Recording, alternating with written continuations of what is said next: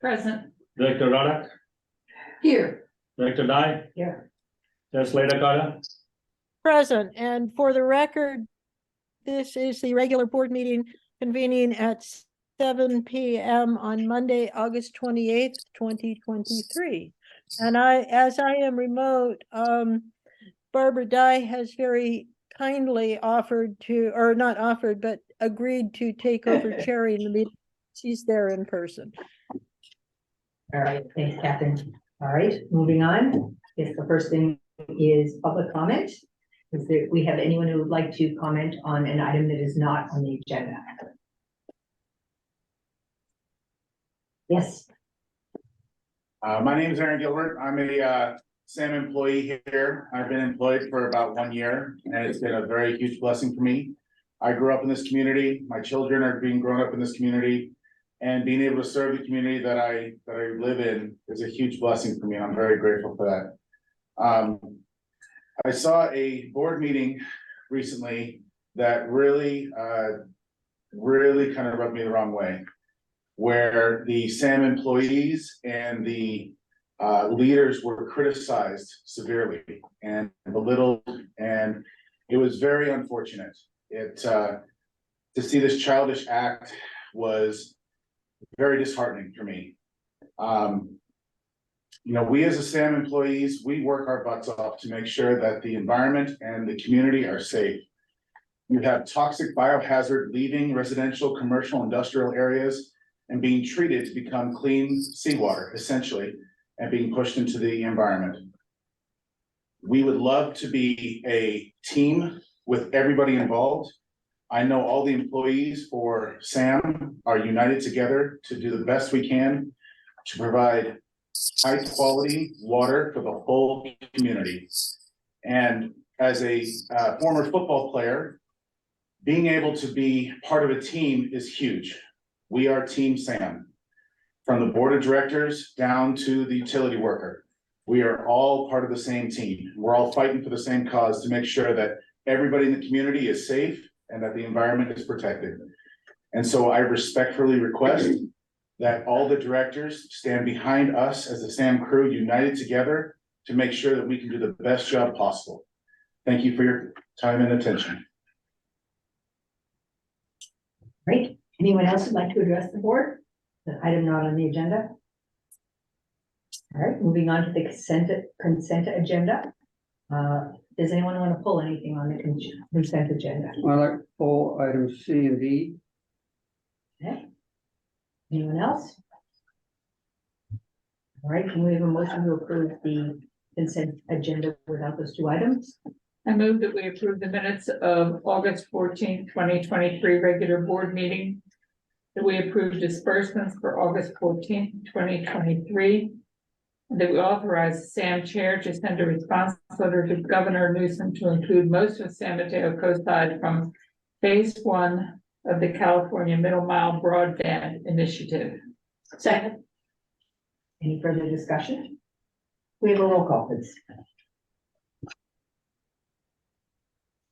Director Clark, Aye. Director Penrose, Aye. Director Dye, Aye. Director Roddick, Aye. Director Decker, Aye. Chair Slater Carter. Yes. Shall we address the remaining items now? Do you want to talk about Okay, it? item 3C on page 22 or packet. At the bottom, there's a list of figures that are totaled at the bottom. I believe that total is off by $3,000. I added it up 5 times without using my fingers, and it came up $3,000. The figure given is $3,000 short. Okay, we can fix that. This must be a typo, but we can fix it up. Okay. Thank you for bringing it up. And 3D on page 30, in the box with the green outlines, the second number down, 14,248 is a negative number, so it should be in the parentheses, shown in parentheses there. Was that on page 30? Page 30 of the PDF, is that what you said? Yes, page 30.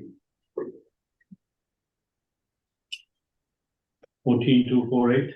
Yeah, that's a, should be in parentheses, and that's all.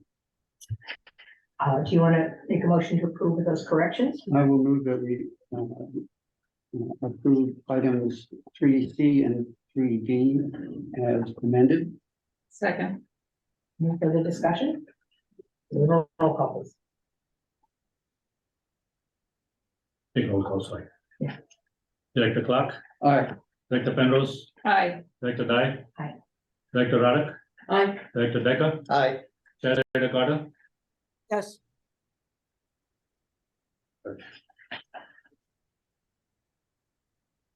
All right, moving on to regular business. Status update on hydrodynamic flood modeling being done by Internal Consulting.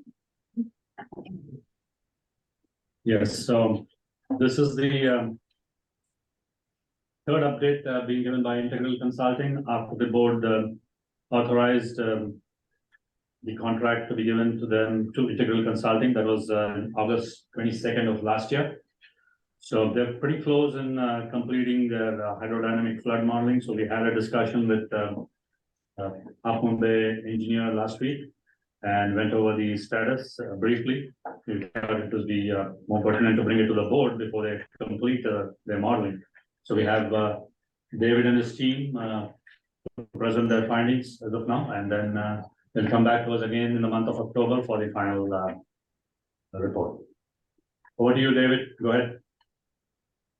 All right, good evening, everybody. I'm going to give a quick update on the progress we're making. I also want to acknowledge my colleague Sam McWilliams, who's been leading a lot of the efforts as well. I'm going to talk for about 10-15 minutes just to give you a progress update and let you know that we are definitely making progress and are on schedule and should have final results for you in October. So just to jump in here,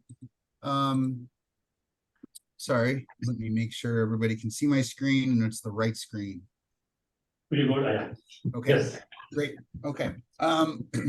So, excuse me, a little bit of this might be a little bit of a review because we have been working on this now for about a year, but just want to keep everybody, last time we talked was back in March, so it's been a few months.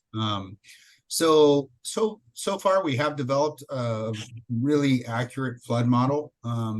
We were blessed and cursed with the flood event of December 31st, 2022, but that provided a very unique opportunity to use that as a calibration data set. And when we calibrated the model to that storm event and observed flood depths, we were within 3 inches of the flood depths across the site. That is really unique for flood models. So have a lot of confidence in the model. And for the Pilarcitos and Kehoe watercourse flooding, we then developed a coastal flood model that looked at both the existing flood mapping from January 5th storm. Again, we were blessed and cursed to have a major event occur during the study. So we were able to sort of validate our coastal flood model with that. And then we sort of put forward a bunch of adaptation strategies that we had proposed to look at to see how the flood extents would change as we if we implemented those flood reduction measures, adaptation strategies. So I'm going to present some of those results.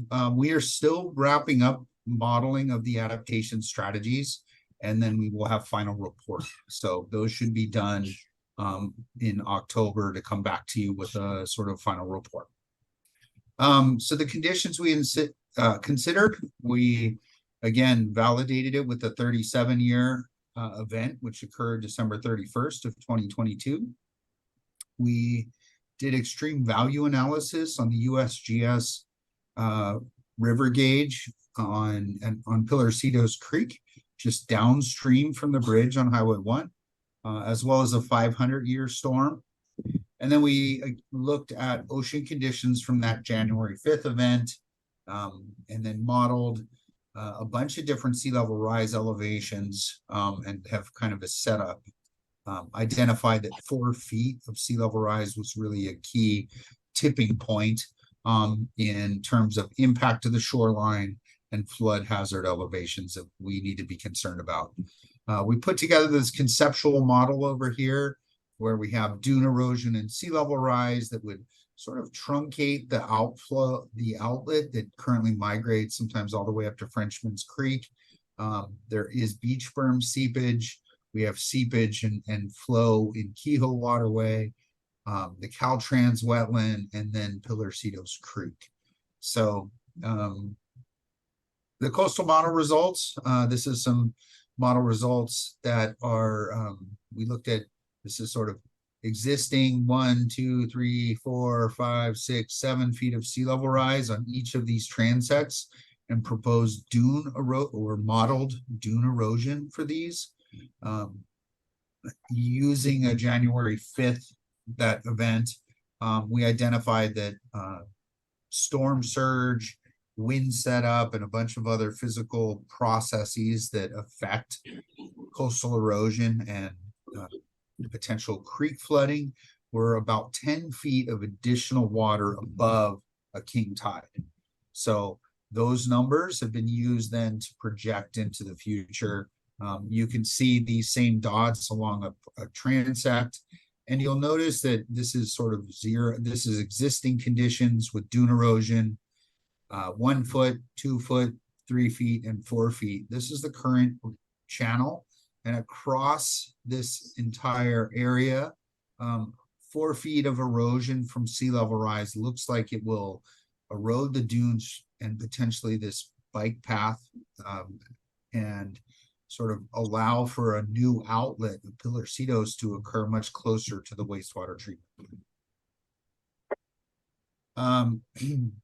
The adaptation strategies we've been considering are sort of raising the berm elevation in increments of 3 feet, so +3, +6, +9 feet. This represents sort of the initial adaptation strategy, which is very, very similar to what has been implemented in response to the December 2022 flooding. We also looked at modifying the Caltrans wetland to see if that could store more stormwater and reduce the flooding. It also included a little bit of change. Right now, the Caltrans wetland is pretty square to the wastewater treatment plant. And so we wanted to try and give it a bit more of an angle to maybe deflect some of those flows. We also looked at some helped support some managed retreat of the facility. And then we're also looking at vegetation management, both in Pillarcitos and in Kehoe. I wanted to point out that if you were to walk in the facility entrance and walk along the sort of the berm around the plant, this is what you'd be walking at. Right at the entrance, you'd be at about 29 feet of elevation. As you got closer to Kehoe, you get down in some places down to like 21 feet. And then it kind of comes up and goes down. The area where, because of vegetation and the topography that we've had to use in the model, we've had, sort of the best estimate we can make of this area, which is really critical. The area in red here is actually the western corner, which is identified here as this point. This point right here. And the red line here represents this area that we sort of looked at as a particular flood risk. And this area, obviously, in here was the area that was overtopped during the New Year's Eve 2022 flood event. So right now, the berms are not at a consistent elevation, but we're looking at, again, increases of 3, 6, and 9 feet to see if there's some opportunity, how that would affect the overall flood risk at the site. So this was the design storm. So after calibrating the model with the 37-year observed flood event, we then ran a 100-year event based on an extreme value analysis of Pillarcitos Creek flow data from the USGS. and use the topography pre-emergency repair. I know there were sandbags and, since it's been more formalized. And basically this showed that there's not surprisingly, that flooding enters the facility at the same place. And then we get flood depths in places in a 100-year event that are sort of in the 5 to 6 foot range. When we were asked by Kishen and the group to sort of help facilitate sort of a disaster funding source and a FEMA grant to examine potential relocation of the electrical building, which is sort of the critical component at risk on the facility. So we modeled a 500-year flood event, and we're able to supply a lot of detail in flood depths and elevations in this flood map into that FEMA grant application to fund additional work to look at the costs and engineering necessary to relocate the electrical building. In a sense, this is sort of an existing 500-year managed retreat scenario, if you will. And we'll see what fingers are crossed. We provided all that to your grant writing consultant, SRT consultants, and fingers crossed you guys will get that funding. So then we started to look a little bit more in earnest at the adaptation strategy of increasing the berm elevation. Again, we use sort of the 100-year event as an initial step because that is sort of the regulatory 1% annual chance storm event that FEMA uses. So we did increase this, the berm elevation, particularly along this, the line where flooding has been observed. So this is very similar to the emergency repair. And what we found is that eliminates flooding in the facility. So the upgrade as a result of the flooding should protect the facility for up to a 100-year flood event. And I guess I should say that we are still very much in active modeling. It takes about a day to run a single model run and adaptation strategy. So when we try and set something up for a weekend and it doesn't go well, then Monday we have to start all over kind of thing. So it is, we're making good progress, but we're not done. So there will be more modeled, and I'll show you what we have left to do as well. We then looked at the Caltrans wetland modification, and we talked to Maz at the city of Half Moon Bay. They're also looking at some stormwater upgrades potentially, and the adaptation strategy that we sort of estimated was increasing the holding or storage capacity of the wetland by about 1 acre and slightly changing the angle that the flow comes out. Basically, we didn't find that restoration option or enhancement didn't do anything for flooding at the site. And so while there may be a little bit of changes in terms of flow velocity right here that might potentially scour or cause problems at the same low-lying area that has just been sort of retrofitted, it doesn't look like the Caltrans wetland modification is going to be a suitable adaptation strategy to buy anything for you guys. And so this was sort of the comparison. This was no modification, sort of pre-emergency repair and more formalization of that. This is the +3 foot repaired berm, and then the modified wetlands. We have a number of sort of observation points, if you will, that show the depth at the site in those different locations here. And so that's sort of the summary of that. And Greg, I see your hand up. I have 2 more slides, and then I'm happy to open it up for questions. So where we are with the adaptation strategies, we have started to look at the raising the berm. This is the +3. We've run that for the 100-year event. We're running the 500-year events, but haven't had yet time to really interpret those results. And then we'll be looking at what those effects of sea level rise might be and raising the berm with the hope that we can get through, we can identify the appropriate 3-foot increase that will buy time to or buy protection for you. So in terms of modifying the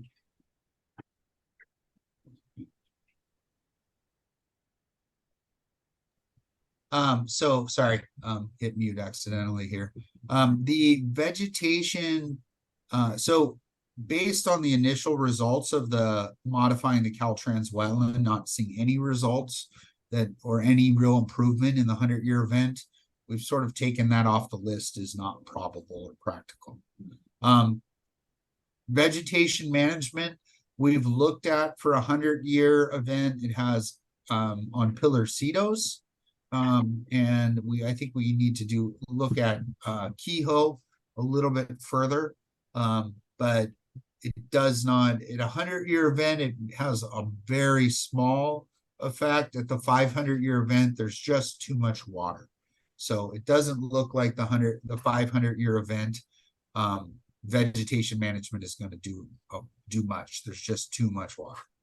And then sort of the managed retreat, we've sort of looked at these for the range. Obviously, there's depending on the tolerances of each building, with the electrical building being the most critical, managed retreat makes a lot of sense over certain time horizons. But I think raising the berm in certain areas as we go through that analysis, keeping in mind that we're using it sort of as the model is sort of a ability to look at 3 or and in 3-foot increments, and it's a capability of resolving a 100-year, a 500-year, and then what it looks like with sea level rise to try and identify the appropriate berm elevation increases along the entire facility. So the next steps here, Banyan.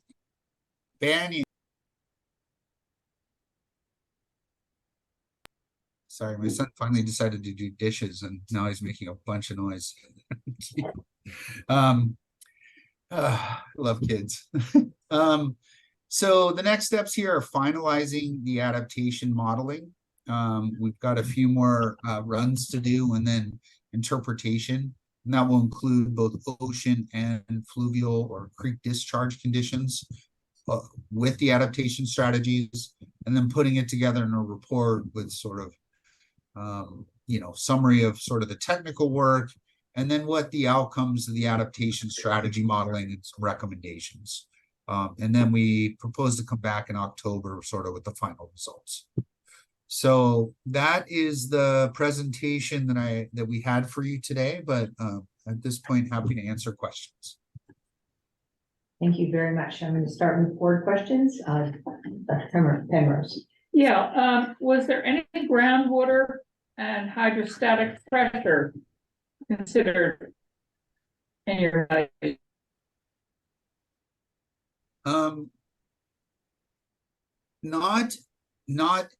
Not substantially. There were some considerations right now. Obviously, there's some seepage that's coming in certain parts of the facility. Those we have sort of some ideas about what could be done, but in order to really look at groundwater here, we'd probably have to put in some groundwater monitoring wells.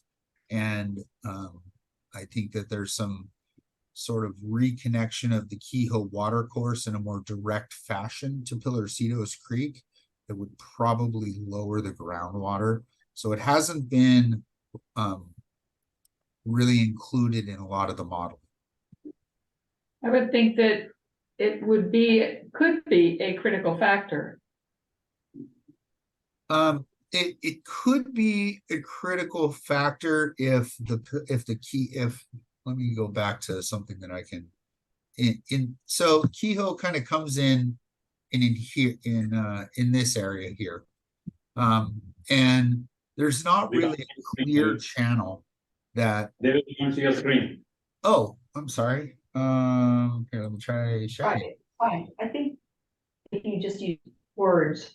Okay, He was playing- so just so we're all on the same page, it's a great question. You know, right now there's not really a direct channel connection from Kehoe into Pilarcitos.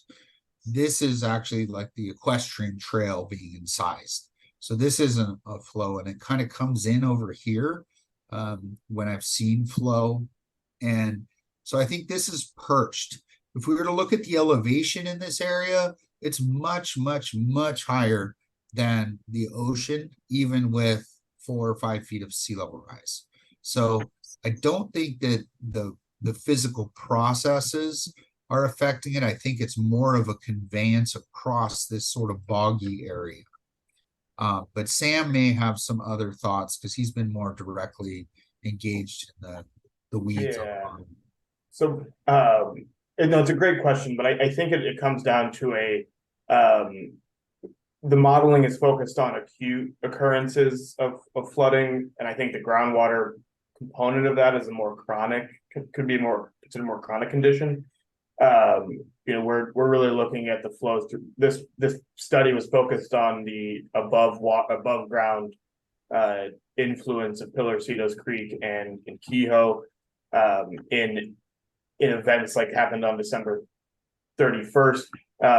We saw a large surge of water through the channels. Really not even an ability for the water probably to soak in. So we're really looking at this model is really focused on looking at acute effects of those conditions as well as what might occur from the ocean side. The model itself is not equipped for groundwater changes in groundwater conditions. It doesn't have it's not a permeable surface that's being modeled. We're not necessarily directly addressing groundwater intrusion in this model. Thank you. Anyone else here? Those questions. I think Catherine had her hand up. Yeah. Let's go to Catherine next and then Can we'll you go to stop the rest. sharing, David? David, can you stop? I do have a question, and it has to do with the effect of king tides on your models, because we have higher king tides and lower king tides, but we have had particularly some king tides that were dangerous for different areas of the coast, and I'm wondering if you have looked at king tides as part of that. Yeah, so king tides are the lowest low tides of the year, which occur in the winter. And that is when the moon is closest in its orbit to the earth. The lowest or the highest? The moon is the closest to the earth, and it creates the lowest and highest tides. Right. The greatest swing Yes. from the average. So they are part of, so we have considered them. And when I mentioned the detail that we are looking at so the January 5th, 2023 storm was about a day before a king tide series. Right. We were at 6.5, 6.6 high tide. The max king tide's about 7 feet. We also in there saw 10 feet of storm surge associated with barometric pressure changes, onshore winds, building water up at the coast, an expansion of storm-induced wave setup. So the king tides are very much included in the analysis that we've done. And that's why I did point out that, you know, above a king tide at 7 feet, we're seeing 10 feet of additional effects on water level from a major storm event. Right, okay.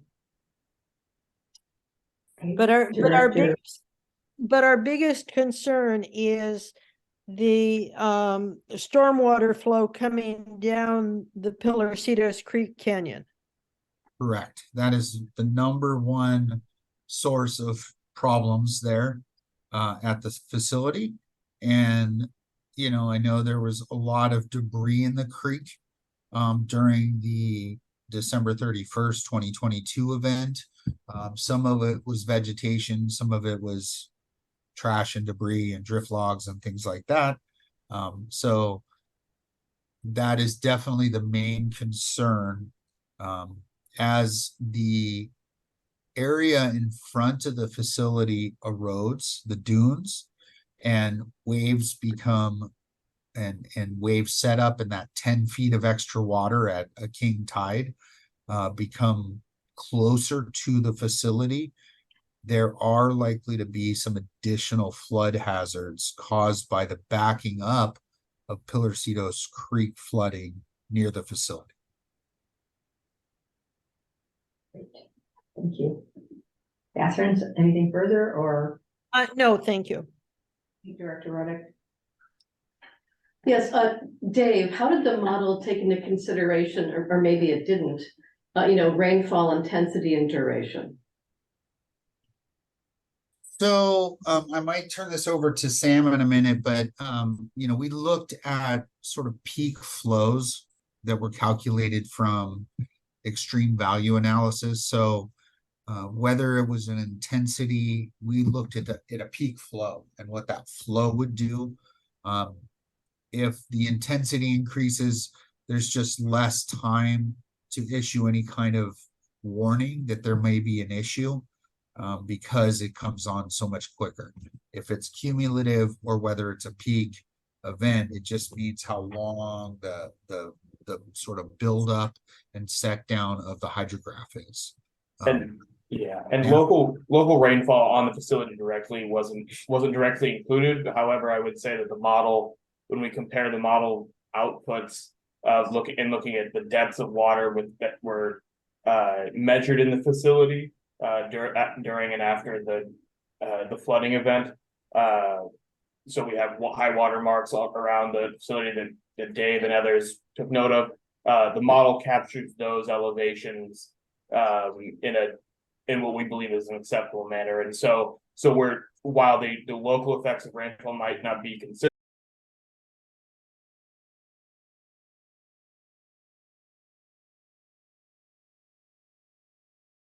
based on the model calibration that we've done. So in other words, I think that in the scenario that we modeled, the amount of water that came in from Pillarcitos exceeded the amount of water that fell directly onto the facility. Director Clark?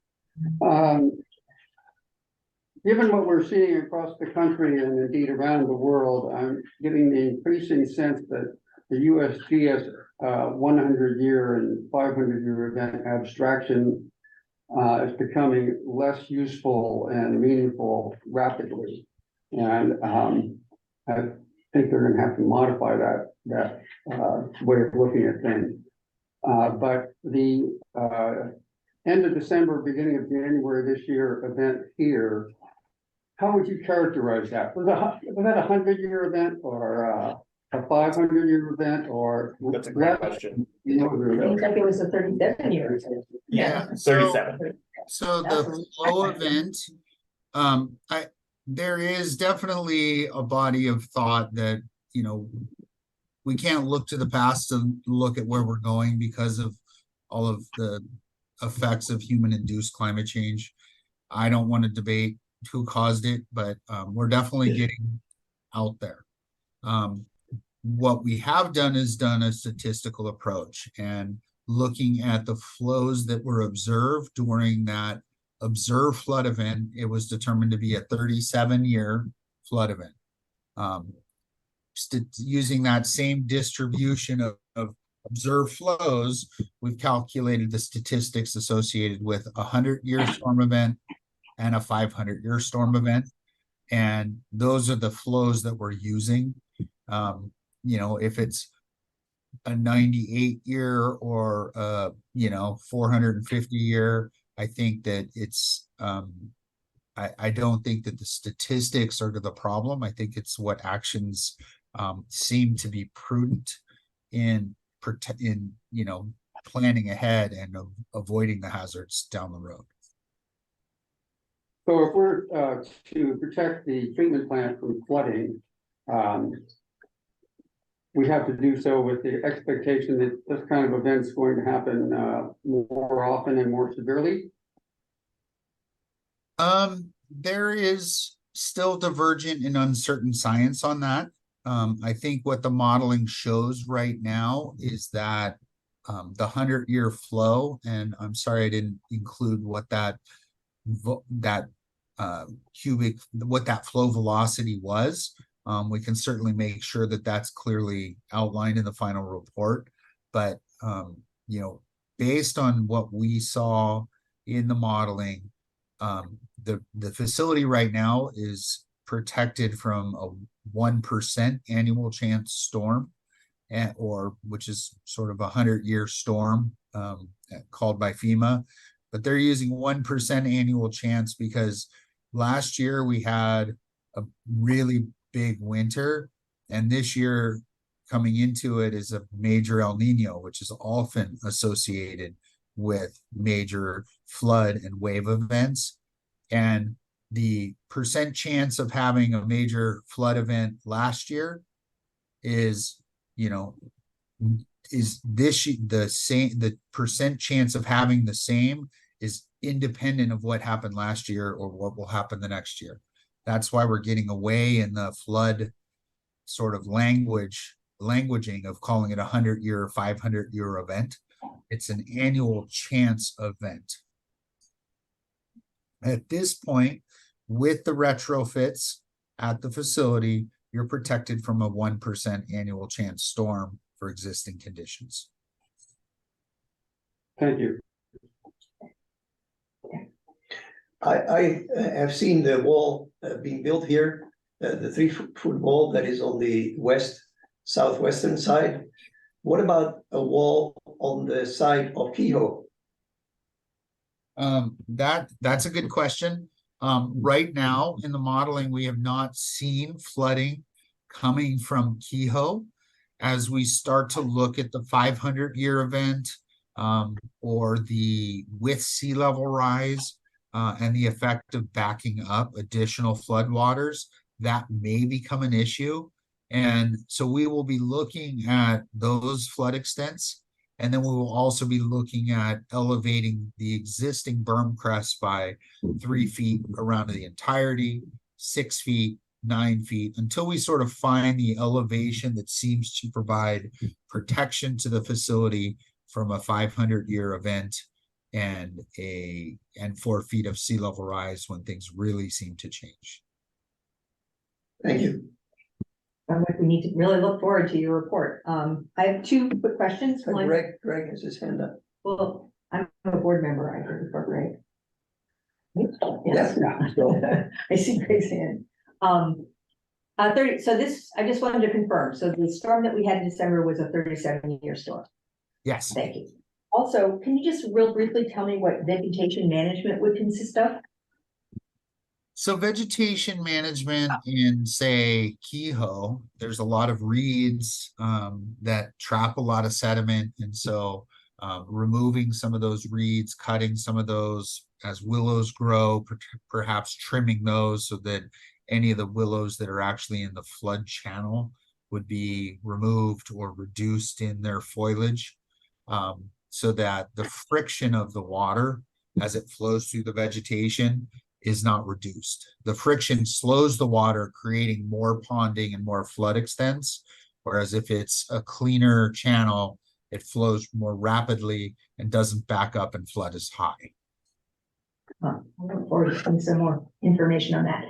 Okay, thank you. Catherine, your hand is still up, but I think I have one more question, and that is in thinking about this 100-year and 1% and all of that.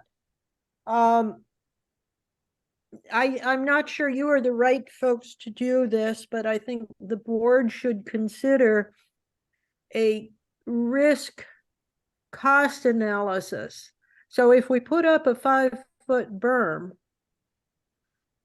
it might cost us extra. It will cost us extra than a 3-foot. But what's our loss if we lose the entire plant? Because we got a surprise of a storm at 3.5 feet. I think we, more than this storm or that storm every couple hundred years, I'd like to see the board considering a solution that protects the plant from us losing it. Even if we're talking about a managed retreat, had we lost the plant a few months ago, the cost would have been enormous. And it's not just the cost to Sam, it's the cost to the community. If we had lost that plant, businesses couldn't run, people couldn't live here, we'd still be waiting for parts. So my concern is, yeah, this is all well and good, but more than anything, I'm looking at how do we protect the plant from these kinds of catastrophic expenses. And maybe we need to be looking ultimately at what we can do most cost effectively in the short term, and then do a managed retreat to higher ground. That is a great point, and it's something that I've raised. We do at Integral, we do have a natural resource environmental economics program. We do a lot of natural resource damage assessments. We do a lot of ecosystem valuation, a lot of revenue sort of trade-offs. This kind, and a lot of the economics that we do informs adaptation planning, because it doesn't make sense to spend a fortune to move the plant if it's going to be fine now for a 1% annual chance storm. But if with 2 feet of sea level rise that changes, then maybe you need to invest now, because it's not going to happen immediately. You're not going to pick up the plant and move it tomorrow. It's going to take 10, 20 years to really retrofit and relocate. So we definitely have the capacity to do that work. And it often is a very helpful piece in adaptation planning. It's not something we're currently scoped to do, but we absolutely have the capacity to do it. We've added it to the Miramontes point study for the city of Half Moon Bay, and we will be including some financial considerations in the city of Half Moon Bay adaptation plan, which we were recently awarded. So there will be some economics around some of this, but not perhaps at the specific level you're interested in. But it is definitely within our wheelhouse. Right. Well, and I just think for the board, this is something we really need to be considering more than just a berm on the north side and a berm on the south side. I think we all agree. We want to look at all the options, and we look forward to your report in October. Greg. Thanks, Barbara. I'd like a copy of the presentation. I couldn't find this in the board packet, and specifically, there are two things I'd like to try and get out of the team here. One is that presentation, and give a copy to Jimmy Benjamin, because I think he might have some things to say about shaping the alternatives analysis while you're still doing it. Secondly, I'm concerned about the definition of design storm. The board has made a bunch of comments that I otherwise would have been asking about, so you've already covered some of this stuff. But I'd like to know what your source of USGS was and what that design storm data looked like, whether it was a peak hour, 24-hour. Related to that, we could get ridiculous. I've seen this in my own modeling some years ago. If we take every single factor and take it to an extreme, and take the compound probability of taking everything to an extreme. But I think we do need to understand in a table that goes along with the alternatives how we're combining the storm surge, with the king tide, and with the rainfall. Okay, and I can't evaluate that from the presentation. Although I do appreciate, what you're showing us seems like an organized presentation. But I'd like to see a table of those factors, and I'd like to see it soon, because I think, again, there might be some time to address the concerns the board is also voicing here about picking the right combination of things so that we buy enough time to relocate before the 10-foot sea level rise, before what is that Arctic ice plate slips and buys us 3 meters of sea level rise. So Greg, if you have more questions before I didn't start. I do have one more question. And this, I want to make sure I understand this, but none of this analysis appears to explain what happened on December 13th and 14th of 2021 when we had an overflow at the plant. Because you guys are not handling what I guess I'll call I&I, or what some people here have talked about, groundwater. So I just want to make that point. Yeah. If that's true, please speak up. Yeah, so you made 4 points, and I'm usually only good with 3. So if I miss one, you got to jump in. That's why I tried to interrupt. So point 1, we have talked to Jimmy directly. He met and talked to us about adaptation strategies that he thought would be of interest and stuff. We've spent personal time with him on the Kehoe water course, which was his primary interest, obviously. Number 2, Number 2 is that we were looking at a peak storm event. Because peak storm gives us the shape of the storm, as opposed to an average, which would potentially lower. And the peakiness is what's important, because you need the shape of the flow to impact the site as it happened, as opposed to a daily average, which might smooth the distribution out. And that gets back to Deborah's point of how the rainfall intensity. We looked at the highest highs rather than sort of a daily average, where it might peak for an hour at high tide and then smoothed out to be several feet in lower velocities. Number 4, see, I knew that's why I tried to interrupt and said I can only count to 3. Number 3 is the combination of the tape, not the combination of of all the events, of all the events. factors. Yeah, that will be in the final report. Yeah.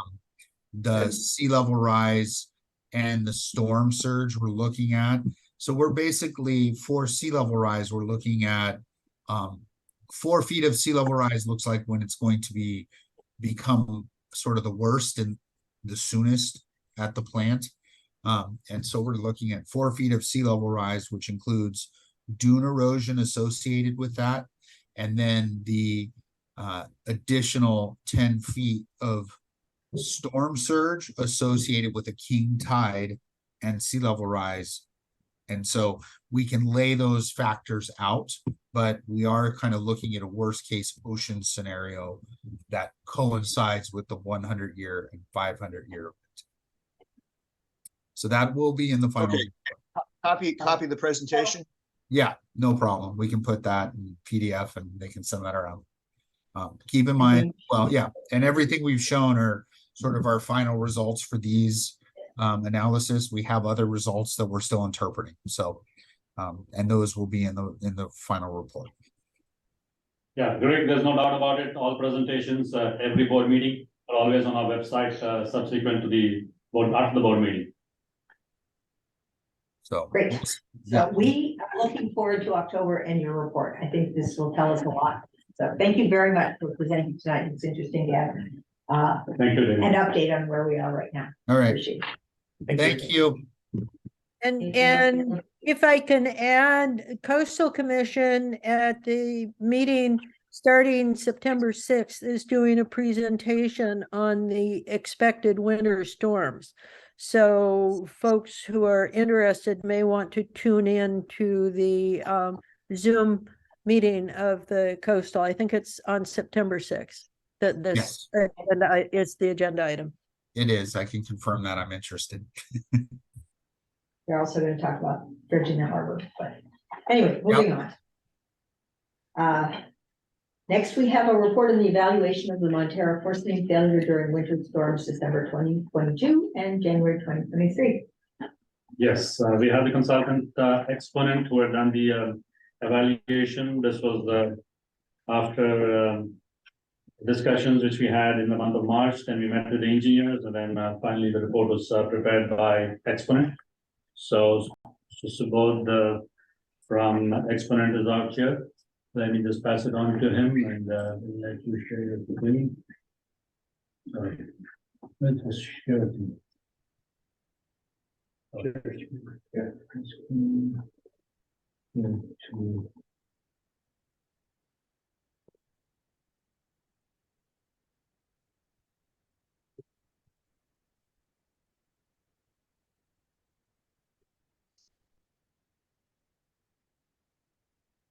Sit here and you can sit down. This is a demo. You can navigate to the administrator.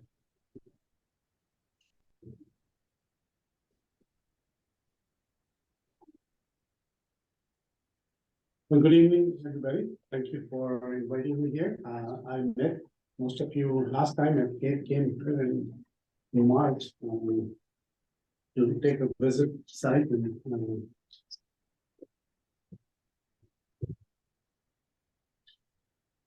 can you see my presentation? People who are on the Zoom. Yes. Yes. Okay.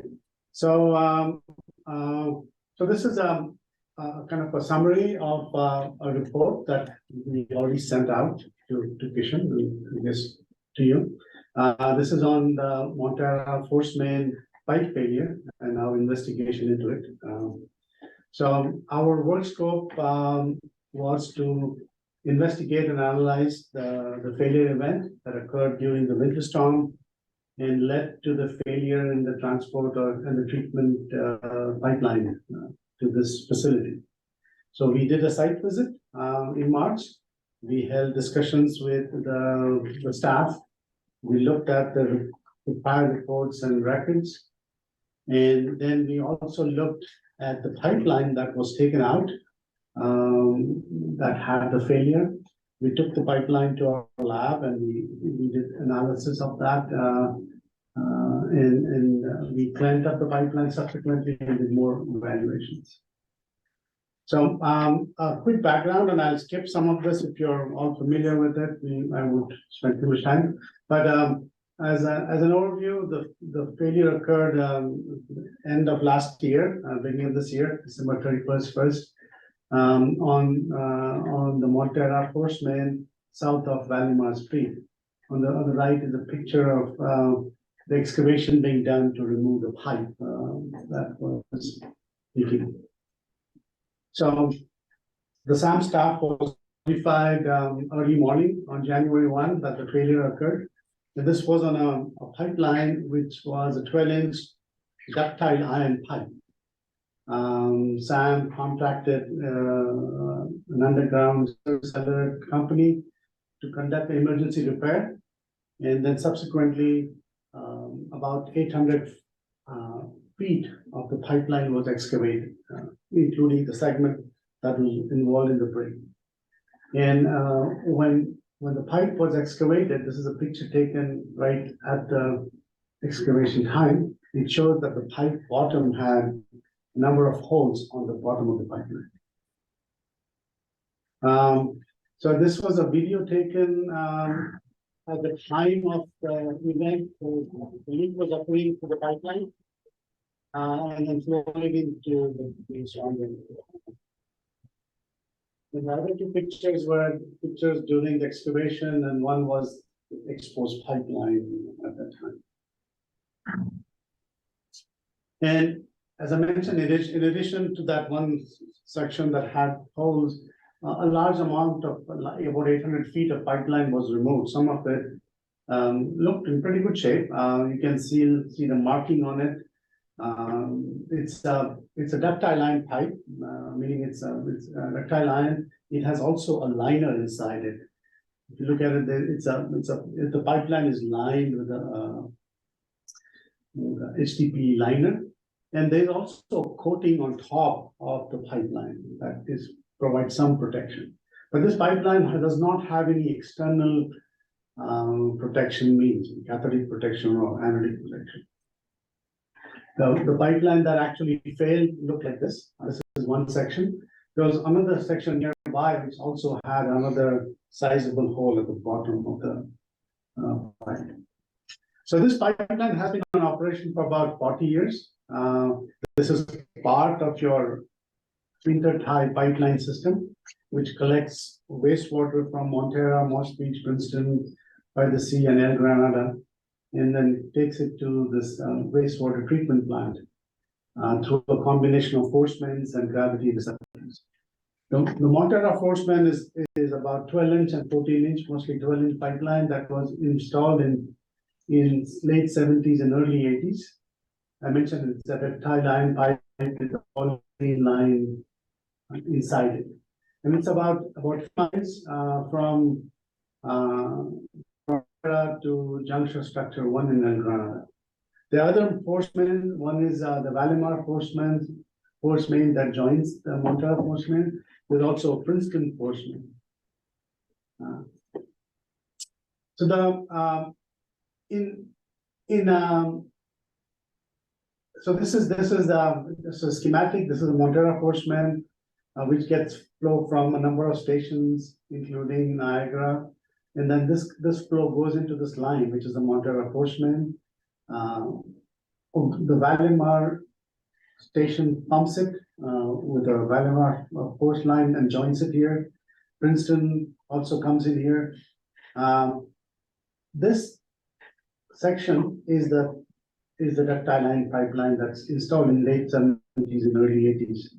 The leak occurred about in this area. A portion of the pipeline of the Montera force main from Montera to north of Valimar Street was actually replaced in 2015 with the 16 HTP pipeline. Okay. This pipeline still remains the original pipeline.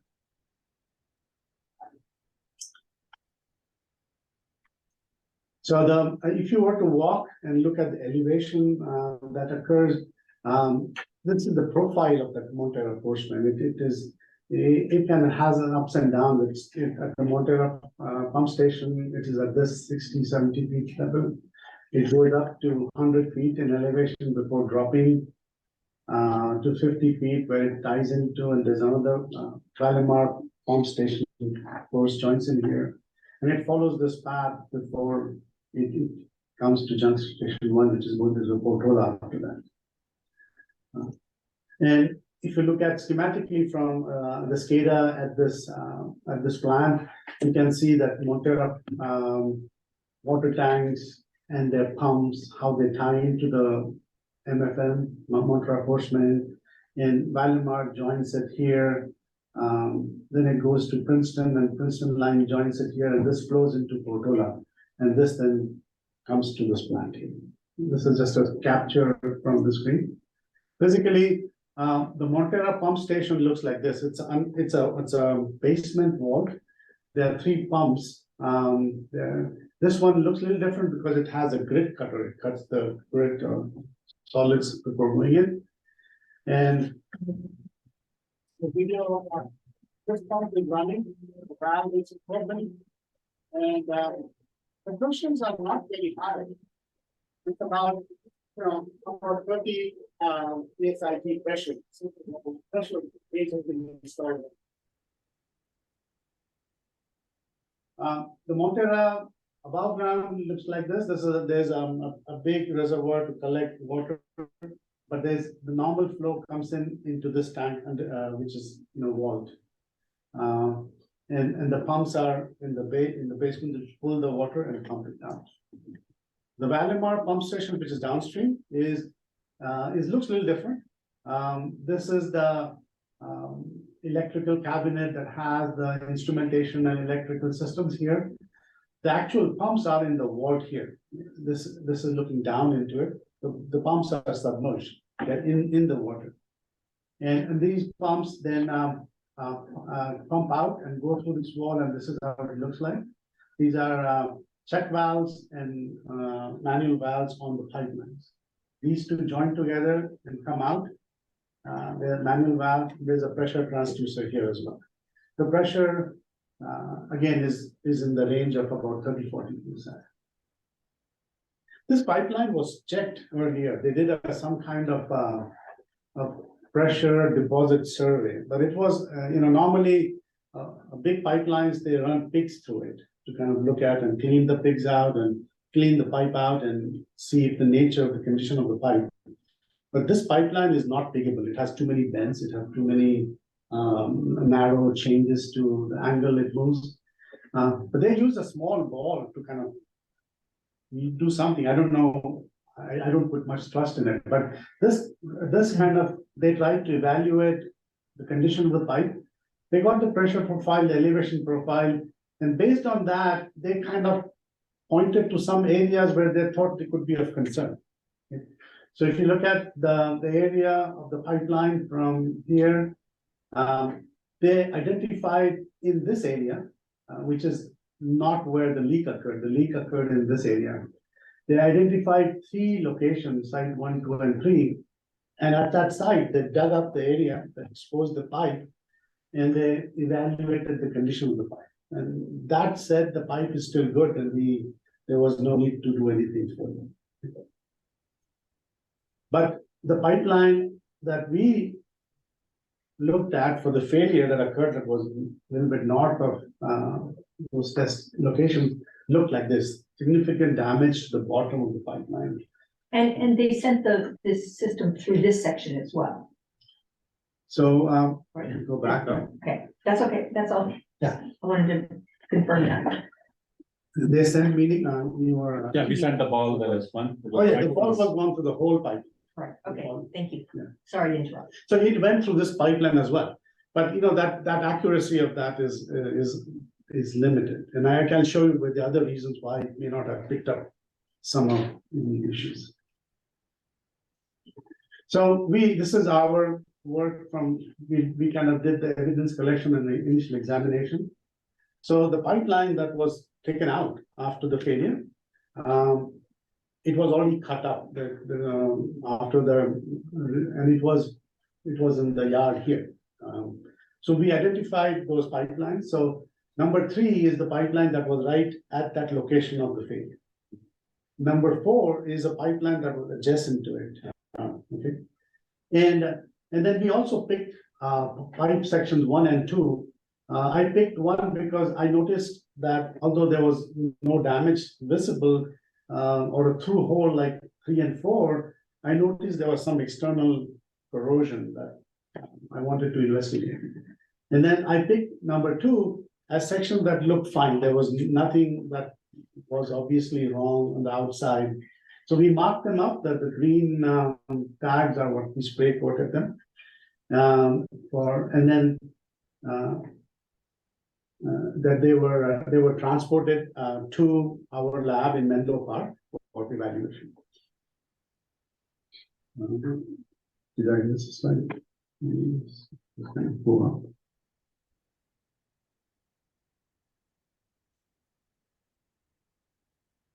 Okay, so we put them on a truck. I think SAM operators put them on a truck and they transported it up and down for us.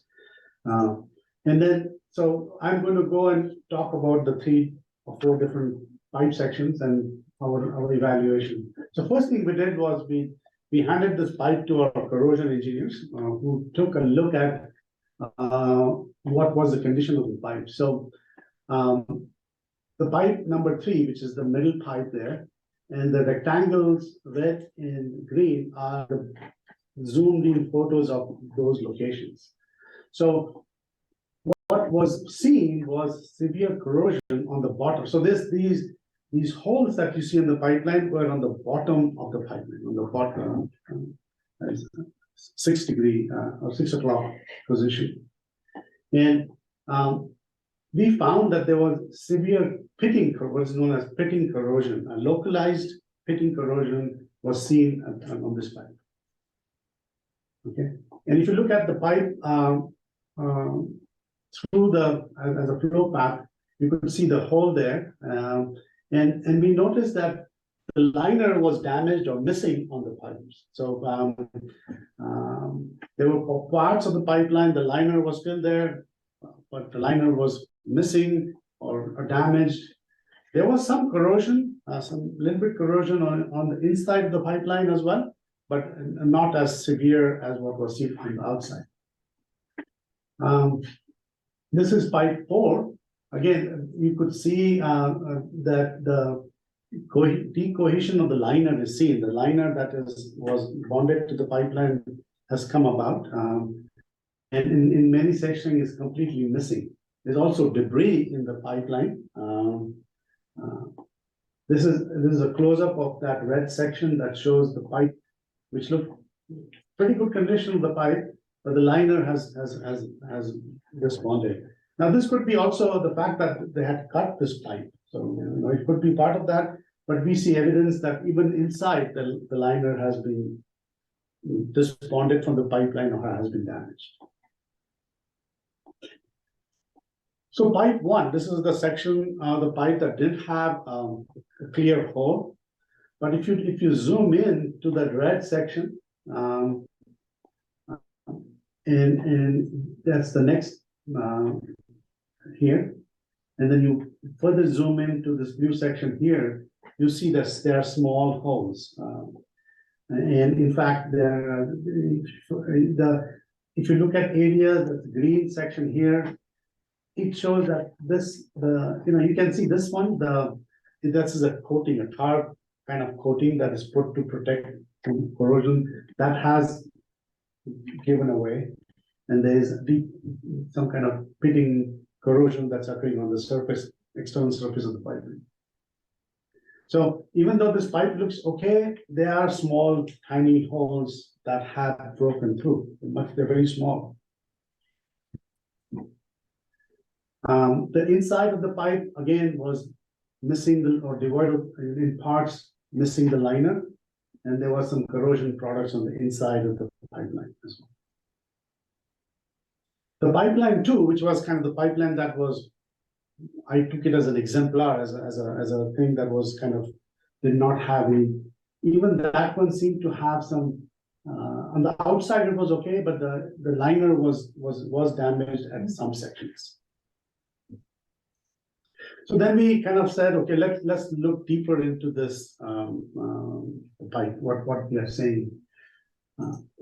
So we looked at pipe 3, which was the pipeline that was found at the bottom or at the site of that failure. And we made, we call this the destructive evaluation. So this pipeline we had to cut and clean. So we made cuts on the pipeline where these along in that cross section. And so this pipe was broken into 3-1, which is this height section, and 3-2, which is this section. Okay. And then we did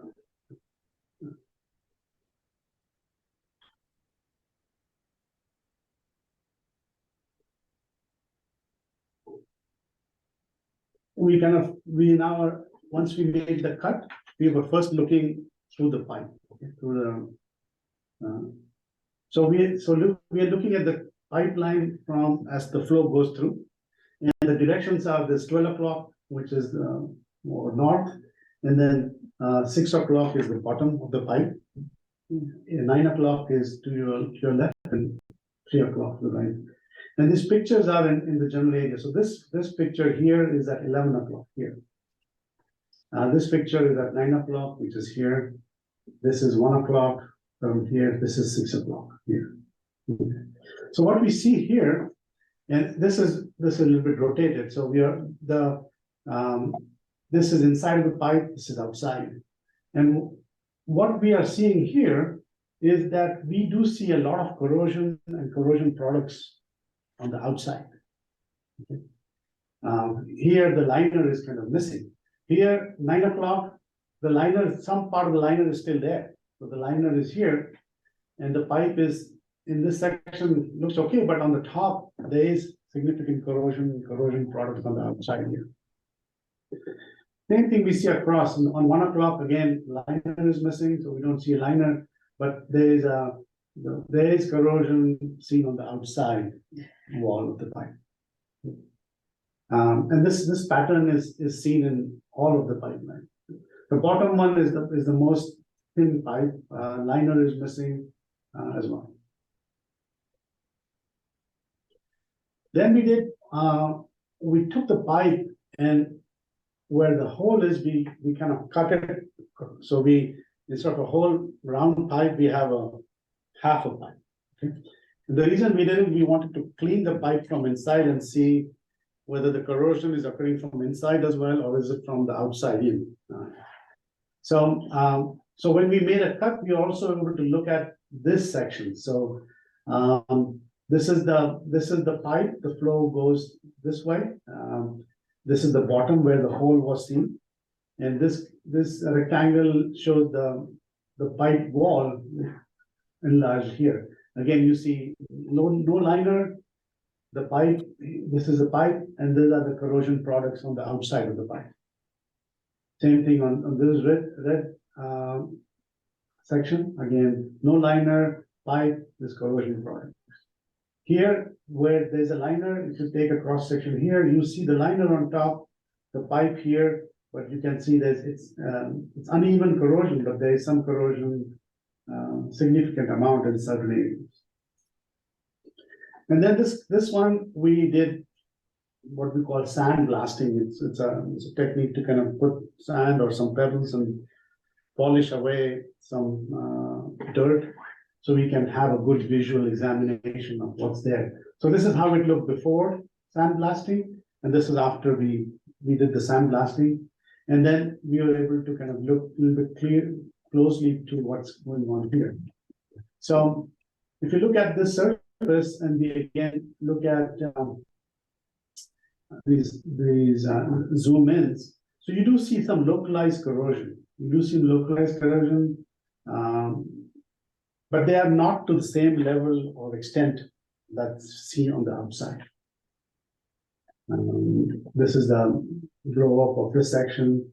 So now we were trying to understand whether the corrosion is only occurring or more occurring from inside versus outside. We found regions, for example, this region, there is no corrosion seen inside. But if you look at on the outside of the pipe, we see a deep gouge there that has occurred on the external. If you zoom in, this portion looks, something is there, but not much. But if you zoom in, it looks like a deep pitting corrosion that you see on the outside. This is the other pipe, the second 3-2. Same patterns you see. This is 12 o'clock, 6 o'clock, 9 o'clock, 3 o'clock. This is 10 o'clock somewhere in this region. Again, you see the pipe has really, even though has not been a breakthrough here, but you can see the pipe has really been corroded out. The product corrosion products are here. This liner is missing. Same thing for the 7 o'clock position. The pipe has thinned. There's a section. And this is not, I have not taken a cross section. This is too thin to cut here to do this. This is away from that actual hole here. So the pattern is the same. You see corrosion and corrosion products on the outside, missing liners as well. We did examinations of the 3-2 from the longitudinal section. Same, I mean, I'm repeating myself. We see the same. This is all in the report if you were to kind of look at all. But again, the same pattern holds. We have a large amount of corrosion and corrosion products on the outer wall, missing liners on the inside. There is some corrosion on the inside of the pipe, but not very significant. Same pattern holds for the inside before and after sandblasting. We see the same corrosion patterns inside, minimal corrosion, but the corrosion not as much as on the outside. So based on this is our summary of what was the primary failure mechanism of that event. So Based on this examination of the failed pipeline, we see that the failure mode was severe external corrosion on the pipe bottom. This section of the failed pipe was found in the vicinity of the leak location. And this pipe exhibited pitting type localized external corrosion. So typically external corrosion results in a gradual loss of pipe thickness. It doesn't happen overnight, it happens over time in local soil conditions, and loss of the external tape protection, and perhaps also the liner at the same time could aggravate the loss in a localized area. It doesn't happen all over the pipe, but only in certain sections of the pipe. And that's why it's called localized pitting corrosion. And this leads to pipe thinning and eventually a pinhole. And then sometimes the pinhole kind of grows in size, creating a larger opening as we saw. So this corrosion pattern and the leak size that we see more likely occurred, I think, more over many years probably before it exhibited. So that was our primary conclusion. So the next thing we asked ourselves is, why did this failure kind of suddenly manifest on that day? Why didn't we see it earlier? Why was it not noticed? So here are some of our observations or some of our thoughts. So the question that we asked is, if the primary failure mechanism was a slow pitting type corrosion from the outside, why did you get this leak event to suddenly show up on this particular day? So a number of points here. First, there is a significant grit and debris that is known to exist in the pipelines, and we also found that in the pipelines that were taken out here.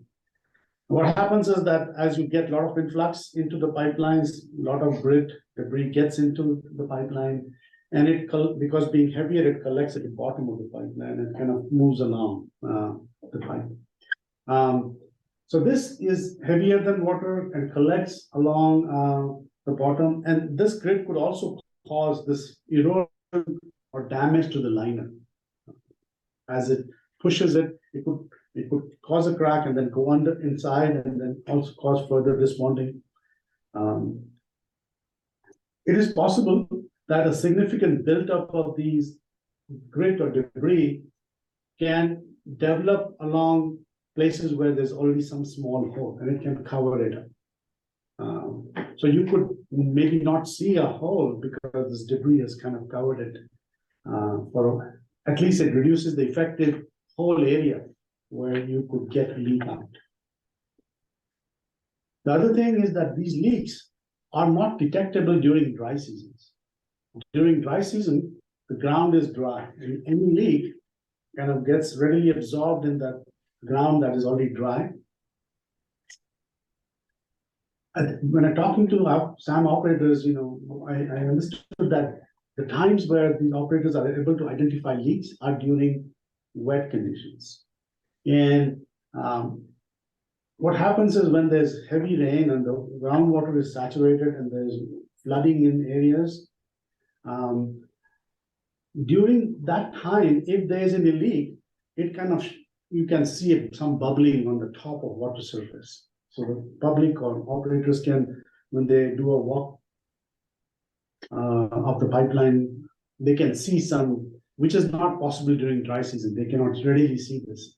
So you see these leaks maybe pre-existing, but you see them during such wet conditions.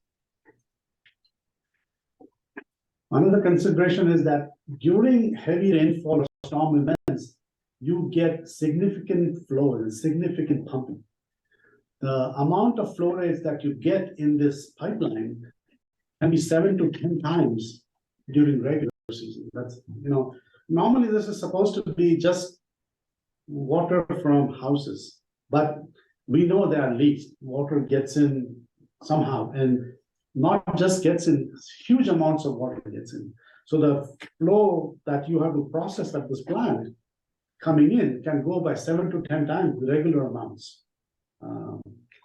And when you have that amount of flow going in, the debris that is there has the ability to be pushed sometimes. You can push it out or displace it or redistribute it. And it's possible that debris that was covering a pre-existing hole could be pushed out. Pushed, even the soil is wet outside, so it could be also pushed through the hole. And so that's when you could suddenly see it manifest. Another thing is that the pumping is very intermittent and very frequent. So pumps, when I was here in March, you could see the pumps cycling every 10 minutes. They would kick in and they would operate and levels would go down and then it would stop. And this doesn't happen that often during dry season because your flow rates are coming in are 1/10 or 1/7 of the normal flow rates. So you have, and this pumping action could also start and stop, could also influence the movement of the debris and also can impact that. So these are the compounding factors that we think could have possibly affected why you saw a sudden release that day. So this is where I would stop. But there's what I would call a future work slide here. I know that Sam is considering replacement of this ductile line pipeline. You're already thinking about doing that in the near future, pending some project funding authorizations. But in the interim, if you want to further reduce the likelihood of a near-term spill, and you want to prioritize which sections of pipeline you want to replace, here are some suggestions. One is to kind of look at sections of the pipeline that have the highest potential for pressure excursions based on the pumping. You already have a study that kind of shows some of that. You have ARVs, air relief, and vacuum breakers on the pipeline. If they don't work, you have potential for a little more pressure excursions. My initial feel based on the pressures I see, 30-40 PSI, and the pipe thickness, pipe is well designed. You could handle 300, 350, 400 PSI, so without a problem, if there is no thinning or no localized damage. But if the if you want to prioritize, that could be one option. More important thing would be if you want to kind of understand which geologic areas have the potential for increased galvanic corrosion, where you could have existing soil moisture content that would present an external potential for corrosion. Maybe test the corrosivity of the soil along the pipeline to identify. This is to kind of prioritize. I know you're going to replace it, but if you want to prioritize, this could be used to do that. So that's my talk. I have some more detail in the presentation, and I'll be happy to answer questions from you. Yeah, two questions. Is there an expected lifetime for ductile lead piping? It's a difficult question. Typically, if the pipeline is well maintained, it can last very long. If you ask a new pipeline and when they put it in, typically 40 or 50 years is given as a lifetime by the pipeline operators. But we have found that most pipelines, even after 40, 50 years, are pretty good to go. If you inspect them and analyze their use and they find in good conditions, they are rated. And in your pipeline, what I saw was a bulk of the pipeline looks in very good shape. There's damage at certain locations because this pipeline does not have any cathodic protection or any anodic protection, and it is susceptible to this localized, which is very hard to detect. Your pipeline is also not piggable, so one cannot run a pipe, and also the corrosion is occurring on the outside, so this makes it very difficult even for a pig to observe it from the inside, from the outside, unless you dig it up. So it's a difficult. So my simple question is: a 40 or 50-year life is a good life for a pipeline. Most pipelines tend to extend their life beyond that if you can examine the pipeline. But in your case, it's a little bit harder to examine. So I don't know exact answer, but this is the best I could do. That's good. That helps. And the other question, It's not lead, it's iron. Iron, time, right, I'm sorry. Lead would be poisonous, Right. that's what killed the Romans, so that was important. Sorry, I didn't mean to interrupt you. No, I appreciate it. So the pipeline actually from a pressure rating is very good from the original sizing. Is also internally lined with a liner HDPE, which kind of protects from internal corrosion.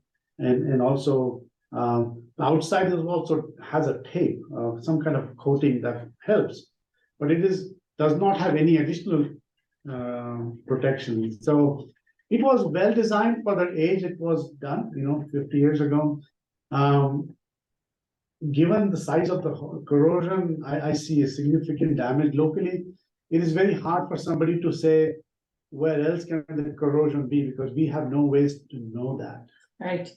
My second question is, where did the liner that broke off go? Good question. It probably ended up in your treatment plant somewhere. Yeah. Wouldn't we have seen pieces of it? Yeah, I'm sure you've seen it. I think, my experience of other wastewater treatment plants, you get so much junk. Yeah. And I don't know, we can ask people, but you have screens to remove Yeah. very large pieces. So I'm sure it came up here. It's look like ordinary stuff. Other questions? Yeah, sorry, go ahead. What this study does not answer is what we set out to find out initially to have the study done, which is, was there a hammer effect? Yeah. That caused this hole all of a sudden to burst open? And was that due to the fact that one end of the pipeline was closed off? Yeah. So that all the pressure came on the pipeline that was trying to deal with that pressure? Yes, so we did think about that, we talked about it. And we looked at the pressures involved in the top and start. And these are in order of magnitude of the pressure discharge pump. That's why I was looking at the pressure pump discharge pressures. There's unfortunately no pressure profile on the pipeline. You do not have, you have flow data, but you don't have pressure data. So we don't know what the transients were, but my expectations that the pressure ranges are within the 30-40 double or half of that, There have been prior studies where they have predicted some pressure overpressures and vacuum conditions. Again, they are much smaller than the pipe integrity pressures that would be required. We also did not see the failure mechanism that would be seen if you have a water hammer. So when you have a water hammer, the mechanism of failure is different. You see a crack inside the pipe which grows. We did not see this. What we saw was a very typical picking corrosion pattern. So we were looking for the pipe to see if there's any failure mechanism that we can identify with pressure, water hammer effect. And at that location of that failure mode, we did not see that. So based on this, based on the pressures, based on the failure mechanism, that we saw absence of any cracks, any fish mouthing, any kind of effect that says a pressure hammer resulted this. But we saw very strong evidence of corrosion, and that too from external. That's why this is a conclusion. So Director Decker, if I may interrupt, so when Exponent brought this report to the engineers, and we presented saying that there are no signs of any failure due to water hammer, we decided not to go ahead with the phase 2 of their analysis. The phase 2 is actually, they'll perform computer modeling, pipeline flow, network analysis to determine the range of transient overpressures and all that. So we said, let's not spend money and go ahead with phase 2, because we are anyway going to replace the ductile iron with HDPE, which is going to be much more strong. That was a decision taken in-house by the engineers, so we did not move forward with phase 2. Director Clark. Yes, as has been noted, Sam's going to replace all of that force main with HDPE. So I have two questions about that. How it will be subject to the same stresses, the same flow variance, the same pressure variance, the grit, and the surrounding soils will all be the same. How much more resistant to this kind of damage is HDPE? Well, no, the HDPE is a polymer pipeline, so there'll be no corrosion so there's no potential for internal corrosion, no potential for external corrosion. So the corrosion mechanism goes away. There is still some potential for erosion, some kind of soil-based erosion, but the primary mechanism that we found for this pipeline was the pitting corrosion. That cannot happen for that pipeline. Good news. And my second question is the three just totally sensible things that you identified here to prioritize. Would you recommend after it's replaced with HDPE doing these same things? No, the reason for doing this would go away. You would not need to do any corrosivity analysis. The HDPE is essentially a polymer pipeline, which has no corrosion. No, you don't expect any corrosion on HDPE. Okay, so that pipeline might sit there 50 years with no inspections and be fine. It will be fine. The only thing I could think of will be some kind of erosion mechanism that could occur, but I would expect it would, the mechanism that we saw of corrosion would. Thank you. A couple questions. The normal inspection for a line like this, would it have detected the liner loss? There's no normal inspection, meaning. Did they send the pig down or something? The pig would have detected it, but for that, the line has, well, there are two things. Usually lines that are piggable are a little bit larger lines. Okay. This is it's not too small. You do have some small pigs, but a bigger question is the pipe has to have it has to be a straight pipe, or if it bends, it has to bend with a big radius so that the pig can traverse. If it's a sudden bend, the pig will get stuck there. Okay. And cause more problems. even the pig is also, it's a black heart, they send ultrasonic transducers and they detect, and it's like reading an X-ray. When a doctor reads it, they see things that we cannot see, right? We don't. So it's like that in the pipe, except it's a much larger area. So there's automated programs that try to find cracks or losses of thickness, but. And that's why this ball was actually attempting to solve the problems and give a look at the whole thing, but it actually sounds like it didn't do the job. I don't know if you want to, I don't know much about that, but it's a small ball that goes in and it cannot be, you don't even know if it's centered. It just pops along with the flow. And I think what it does is it's listening to some sound to see if you can hear a leak somewhere. Or if it can see a slowdown somewhere, which indicates maybe a debris buildup.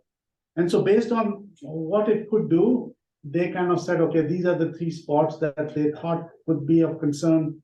But when they dug up, it looked kind of okay. And I missed this one. Could you please stop sharing the screen so that we can see If we have other questions. other questions from the audience? This spot where the leak was actually really close to the entry point of where we put the Pico balls in. So that could have had something to do with it as well. Okay. To the right. Yeah. So in 2020, we paid Sam $1.3 million for the Montero Force Main. What did that get used for? I don't know right now, but yes, we did only the condition assessment for the Montero Force Main. We had planned it in advance, assuming that we might have to replace the force main. But since the condition assessment showed that we don't have to replace it, we didn't go forward with the project. Okay, wonder what happened to that money. Oh, the money, the auditors will tell you about it, but I tell you, it went for plant upsets and other things. Right. And that audit came clean. It didn't show that the money just went away somewhere. So Of course not. It got used for something else. yeah, Yes. exactly. Plant upsets or something, but auditors would have brought it up if it was not used for the right purpose. Well, the auditors don't look at how the money gets used in specific for specific projects. They don't. Excuse me. Let's have this conversation another time. Excuse me. Let's go back to this. We do want. I would like to answer this question, but I agree tonight's not time. We're running up low on time. Catherine, questions and then Greg. Thank you. I'm going to be real quick. We have a long closed session agenda. So I would like to make sure that we have enough time to adequately cover each of those items. I know there's one that may take a particular amount of time. So I'll just make a quick comment and say that it was recommended years ago that we replaced this pipe, and what this study has shown us is would have been good if we'd done it then. Different conditions, and it looks like the pipe wore out due to internal and external constraints. So rather than go on with this, I'd like to get into closed session. Thank you. Greg? The grit, where did it come from? And can the grit cause internal erosion on the plastic pipe more than it did on the iron pipe? Or are we at any risk because of the grit that the plastic pipe won't last as long as we hope?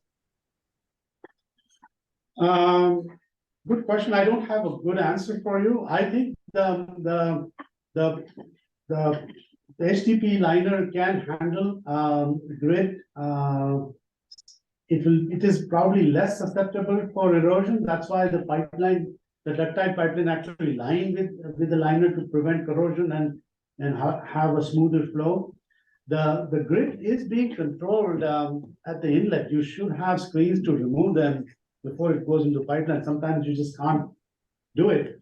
I think the liner should be okay, but the erosion problem still exists with the liner, with the HDP liner and the HDP pipe as well. But just the corrosion will go away. The external corrosion, which was the dominant mechanism at this would go away. Okay, thank you. Anyone have more questions? I know where Catherine's concerns, and I think we do have to move on.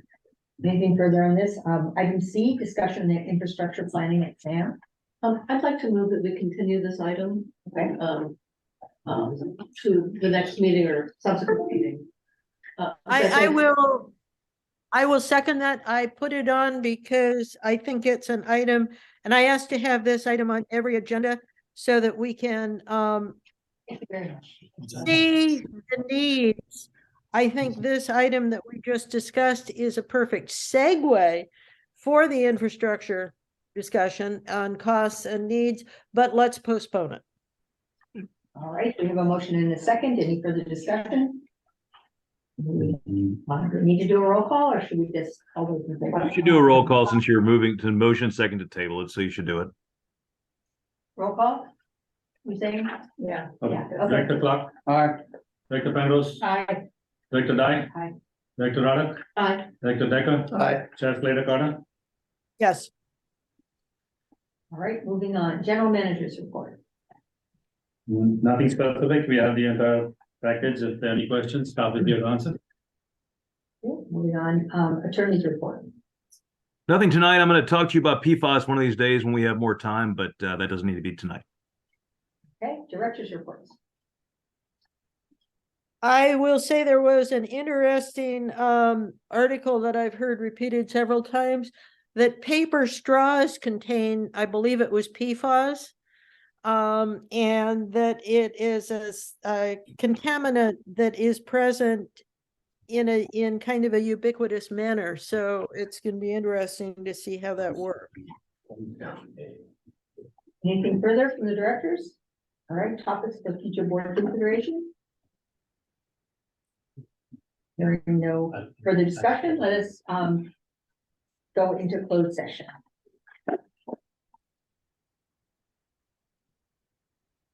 I just texted Boshe, he'll be joining in. They'll have to wait for a few minutes. Christopher? Christopher. That's it.